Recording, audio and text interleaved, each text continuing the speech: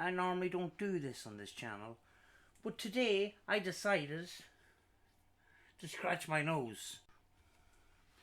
I normally don't do this very often, but today I decided I would react to one of the funniest skit paranormal videos that it's one of my favourites, and it comes from a channel called A BIT Luckeys something.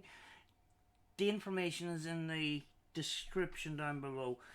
He used to do a series called Spooky Ass Sunday and that. He hasn't uploaded in a while, and he went on to do other things like gaming and stuff like that. I wish he'd come back, because Spooky Ass Sunday was really, really funny. He used to react to Michael D. McGee videos. He used to react to ghost caught on camera videos, and a lot of other things, including one or two dodgy paranormal channels, let's say, and reacted to them very, very well. But in this video, he decided he would put on a kind of a skit himself and that, and it is really, really funny.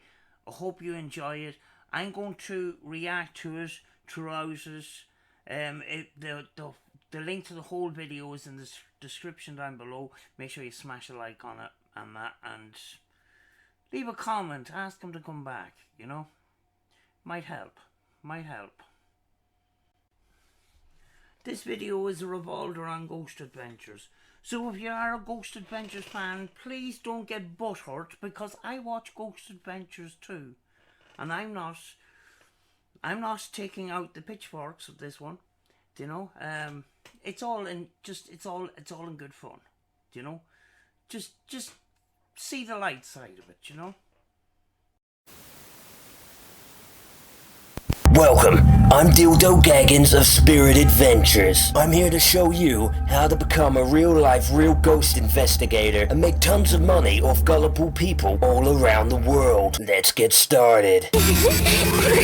First, you need to go on Google or YouTube and find a scary place with a paranormal backstory behind it. Whether it's real or fake doesn't really matter, as the people on the internet are gullible as shit. And there's I've seen the comments in I'm J Station videos, and I have to say he's telling the truth. Take a look at those comment sections. Absolute comedy gold. As long as you have untrustworthy random people they've never met before at the start of your episode, interrupted with quick cuts saying things like, "There's unfurnished bears in here." Unfinished business. I'm only starting the video, I'm laughing already. Continue. Oh shit. This has to be one of the most haunted places on earth. I'm never going to watch Ghost Adventures in the same way again.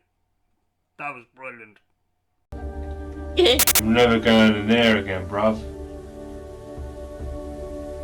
Most people will normally fall straight into the trap. Okay, once you've got your real or fake YouTube Google story and your clips of random people saying shit, you need to mix those clips in with more quick cutting clips of scary things that happen in your episode. Now I know what you're thinking. What if nothing real or scary actually happens in my episode? Well, don't worry, it never does. But I'll teach you some tricks to really draw your audience in with a teaser at the beginning of your video. First of all, find any clips of you hearing the slightest noise and looking nervous. Then quick cutting those clips before it gets to the point where you realise it wasn't anything paranormal. Whoa, what the fuck? And make sure in these clips you capture you and your team saying 1 to 3 words that don't have to be scary at all, but will look it with the jump cuts. Here are a couple of examples. Dude, go!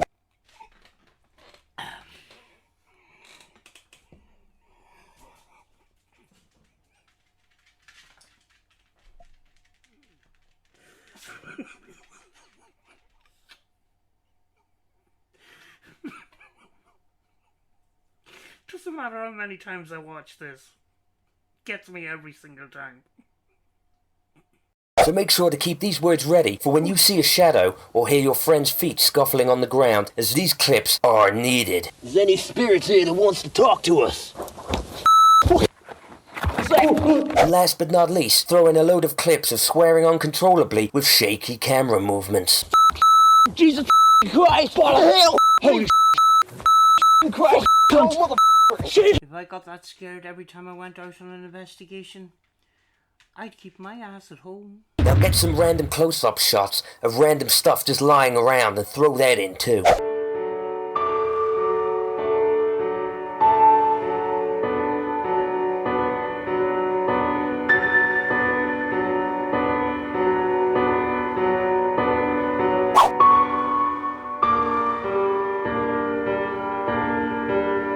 Along with cheesy clips of your friends looking like something straight out of a news show. Then add almost unrecognizable scary text next to them of their name and whatever job they fancy pretending to do at that moment. All these clips are very fast paced to the point you can hardly make out what they are. This is key to keep the ADD generation occupied. All that's left to do for the intro to really get these dumb shits believing to the point that they start comment wars on how real it is because it's on TV.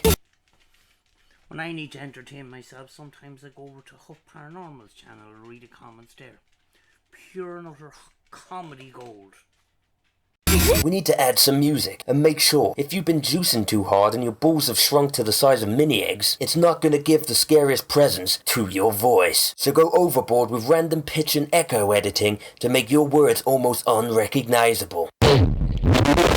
Now let's get on to the actual footage. It's good to start the episode with a movie-like feel of the location itself. Not much is needed here as we already have the viewers by the balls from the intro. So This reminds me of some of them paranormal shows when the investigators come on and the arms are out and them all different poses, and sometimes you'll see a shot of them in the graveyard and they're all about 3 feet apart, all with different poses. And Michael, our lead investigator, Philip, our camera guy, and all these, and the spooky voices. We are Spirit Adventures. just read off a couple of lines from the location's wiki in a scary manner. Now it's time to introduce yourself properly. For best results to make you look cool and paranormally intimidating, you need to make sure you get on the juice hard. This will also help with the random tics of paranormal roid rage I'll get onto later in the episode. So go onto the deep web and pick yourself up some roids. It's easy enough to do, just make sure you don't pick them up from the post office yourself, just in case the feds are waiting. When you receive your package of Extreme Games Maker, take some instantly to speed up the process.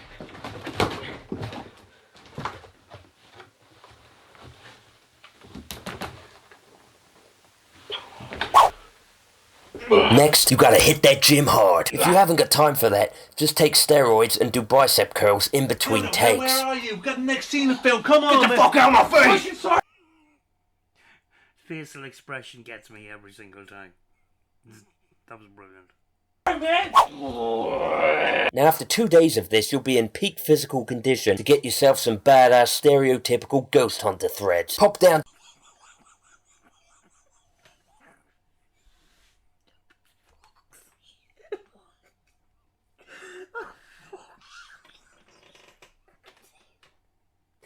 to your local Burton's or New Look and find yourself an extra small t-shirt and some other clothes that are going to make you look like a hipster version of Chris Angel.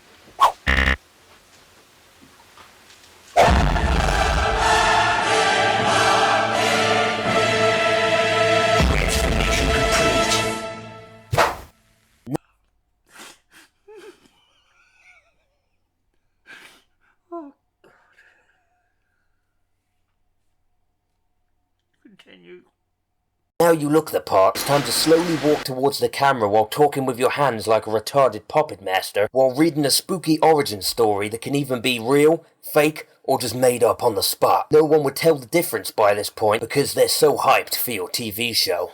After warming up the viewers with spooky stories and badly acted reenactment clips, you'll be ready for the first spooky interview. As this is key to hyping the audience up to the point they're so scared of the stories, any little thing that they see or hear will scare them so much it will make you feel better about yourself for being a pussy on live TV. Now, for those spooky interviews. Just drag some oblivious homeless hillbilly off the street and offer him a 4-pack or a bag of crack to tell a random story about the place to the cameras. This will be your worker or owner of the location. Just make sure he slips in the word paranormal and can't be explained in the story at least 3 times. What sort of paranormal experiences have you had here? The most paranormal kind I swear I had a quarter bag of crack, and then when I looked, it was about 3/4 gone.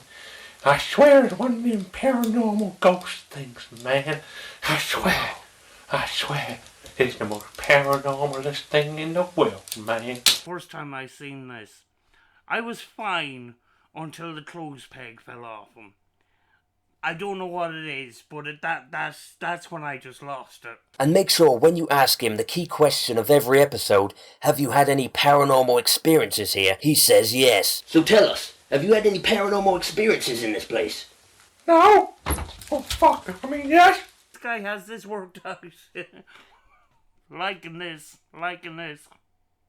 With all the negativity that's happened in your house,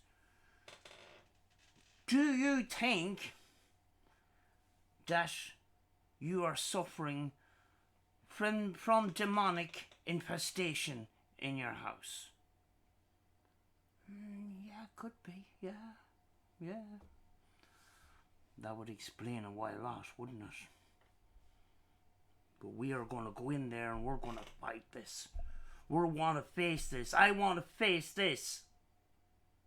Yeah. As it's not scary or going with the current trend if he says no. Once you've helped the cracked out critter through his lines, you could also get another one in for a different story. As the more people that your viewers see telling these 100% real stories, the more they'll believe. Guess where the demon is?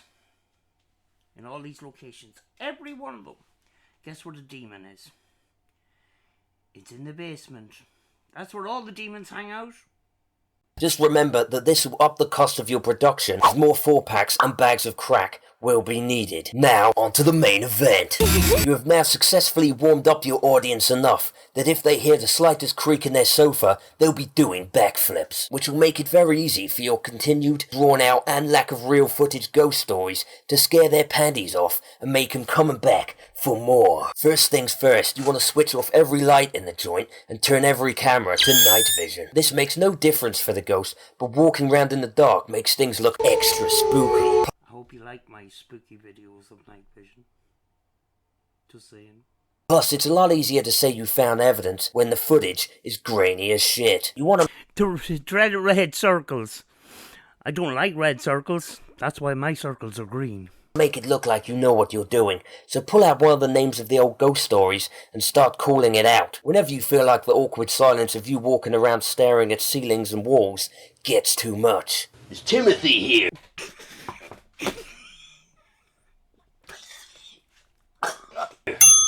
Another way of dealing with nothing happening is throwing in clips of actors dressed in what you said the ghosts were wearing in the stories. One of the reasons why I hate reenactments, and especially on Ghost Adventures, it's always gory and stuff, but sometimes it's too much for me. So carry on wandering around the place, calling out random names until you hear the slightest noise that you can react to. Whoa, what was that? Even if the mics don't pick it up, they have to believe you because you're a professional investigator. If for some reason there is absolutely no noise, you can make out you heard something, or turn to these Dildo Gaggin's top ghostly tips. Suddenly say you have a headache, then specify how the headache makes you feel. Right here, it feels like someone's shooting me in the brain. Make sure to point to exactly where the headache hurts for added effect. The better your acting skills are here, the more you're going to get out of it. A lot of these people, when they're investigating these famous locations, there's usually a history of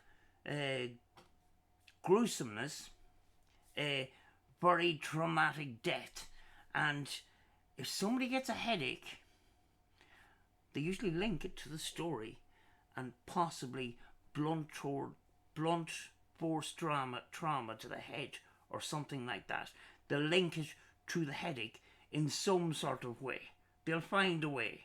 Example, start over-dramatically feeling dizzy and stagger into things. Say to your viewers that maybe you're feeling a spirit that once had a headache. Man, it was horrible. Oh, maybe I'm feeling a spirit in this place that once had a headache. That might explain the headache I had last night, actually. The odds are quite high. Maybe that's what that is. I reckon, mate. Dude, calm down, it's alright, mate. If in doubt, whip it out. Yeah, that's right. Whenever you feel like you're running out of ideas to keep your audience entertained, whip out one of the many cheap eBay items that the pros use. Here we go, it's Gadget Take the Piss time. Starting with the EVP device. Oh Jesus, here we go.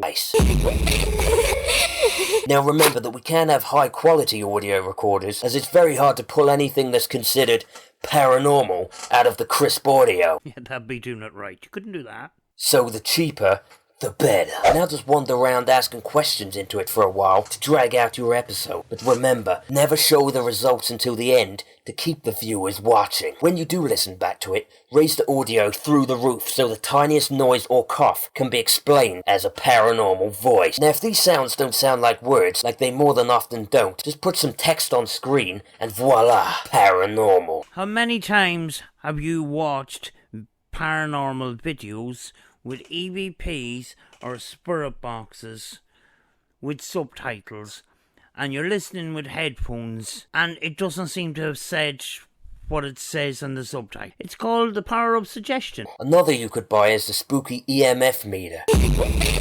Oh, here we go. Yeah, there actually are cheap, but not cheap as in money. They're actually cheaply made. The reason why they're expensive is because they're labelled ghost hunting equipment for the paranormal electrician. Which is just as convincing to the ill-informed audience as the EVP device. These little devices pick up electromagnetic fields almost everywhere, which is great if you're in a house. My EMF detector told me that my fuse box and my internet box are both haunted. In all fairness, it's not that hard to turn off the electricity for the period of time that you're investigating a house. It's just one switch. But a lot of people don't do that. Walk around with it in a creepy manner, shouting whoa every time it picks up electrical cables in the floor and walls. Hey, Dildo, I reckon there's going to be some activity right around here. Oh, whoa, what the hell? Easy as pie. Is there anybody here? Oh, fuck's sake! Get out of my house! Now if you can't afford one of these devices, you could always make your own and come up with an ingenious story on how it works. I don't have the banana one, I have the cucumber one. I didn't think that one through, did I? It's an easy trick and really feels like telling your kids a bedtime story and watching their eyes light up when you pull it off. One device I made was called the Dark Light, when I was a little low on cash for an episode. I came up with this crazy explanation on how it works. I said... I'm sorry. I said, breaks the veil between the living world and the afterlife. And it basically attracts ghosts like moth to a flame. People were lapping it up. And all Oh shit, I bought one of them a couple of years ago. Lucky, I want my money back. it was a $17 LED work light from Husky. When I started my paranormal journey, don't ask how many times I got ripped off by dodgy paranormal equipment. Don't go there. Don't go there. Voila, paranormal. Okay, we are deep into the show now and people are shaking in their seats from all the paranormal shit you're throwing at their TVs. Very clickbaity intro, a roided up Chris Angel hipster as a host, some very convincing backstory interviews, super realistic paranormal symptoms acting, and of course the cheap eBay shit you whipped out when the show is running dry after the first set of advertisements. Next, it's time to bring in the big guns before the finale. This is if you threw out all you had too quick and the silence of the place and the boredom of your team is getting a bit embarrassing. Bring yourself in a random friend who's been given a copy of the backstory to read over and call them a medium or a psychic. The pure amazement of just saying one of these titles will have your viewers' nipples as hard as diamonds. And it also gives you the chance to take a breath as they wander around the place saying they can feel cold spots. Yes, this is a cold spot. It's very cold here. Very cold. And having imaginary conversations with themselves in spooky rooms. Timothy, if you're there, come and sit on this chair for me, for us. Going through the door. Right, it's on the chair. Timothy, I want to know, what era are you from? Were you murdered, Timothy? Timothy, don't get so angry. Timothy, getting angry, guys. Timothy, calm down. No. This will draw out enough time for you to figure out where you want to plan your big grand act for the finale of the show. This is it, the Granddaddy. This is where you're going to get all the teaser clips for your intro from, so stay on alert for all those words you have to remember to scream. Dude, go. That bit gets me every time. Find a room that looks the creepiest, or one that one of your crackhead helpers talked about in the beginning, and stand outside of it while talking to the camera and reminding everyone what the story is again. This also helps to warm up the viewer's fear again, after it being a while since intro with all the epileptic cuts in it. After warming them up, slowly sneak into the room with your crew, keeping an ear and an eye out for anything that could be classed as paranormal. It could be a shadow on the wall cast by one of your crew members, or maybe even just a piece of dirt that fell down from the roof. Now, if nothing happens after talking and looking at the ceiling for a while, signal one of your crew members to throw a stone just out of shot, then scream like shit and run out of the room. Now, after that, assert your dominance so you don't look like a complete pussy, and shout to your friends that you're going back in there to face this thing. Come on, we need to go back in and face this. Come on, man. The face gets me every time. Now we need quite a few things to happen here, as remember, it's the finale. Charge back into the room again, kicking things and shouting and screaming at the ghost in an all-out roid rage. Come on, where the are you, piece of Where the are you? Come on, you motherfucker! You need to shout, "Are you a demon?" as well. It does help. Hit a piece of me, yo! I'm really impressed with that stunt work. That was first class. Showing how not scared you are, and for it to show itself. Now at this point, if you haven't pissed off a real ghost that shows itself, here's another top tip. Wait for a second in complete silence to build up the audience for a jump scare, then point at something just out of camera view and say you saw something. What was that? What's that? Don't know what that was. It was over there, a big massive bang. It happened off camera, but trust me, big bang in that corner. What the The viewers will be in such amazement at this point, they won't even realise the amount of camera crew you have can easily cover the entire room, but always seem to miss things you... This scared the shit out of me. I used walkie-talkie to do my EMF stunt, and forgot to turn it off. That scared the shit out of me. See. Straight after this, hit your audience with a double whammy and signal to your friend who was filming to fake an upset stomach. Oh, I'm not feeling too good, man. My stomach. Oh, no. And state to the camera he suddenly started feeling very ill and you need to get him out of there. Have you often noticed that in a lot of episodes, somebody somewhere along the line has a medical issue with Ghost Adventures? Do you know the best advice is, guys? Lay off the pizza before you go on set. He's hurt his stomach. He's hurt his stomach. I think the spirits are messing with his digestive tract. We need to get him out of here. This will give you the excuse to leave the place while still looking like a hard man. You're just looking after your friend. You can also add some more swearing and kicking inanimate objects on the way out for added effect. Get out of here, man. Motherfucker! You asshole, you hurt my friend! If I was a Spurs and I was getting blamed for loads of shit, I'd be pissed too. Now it is crucial to use your friend with the least acting ability to be the cameraman, so he's safely behind the camera and much safer from being judged on his not-so-Oscar-winning performance. Now you're past the worst of it. All that's left to do is up the EVP recording and then find something to say whoa at when it's played back. Fucking facial expression.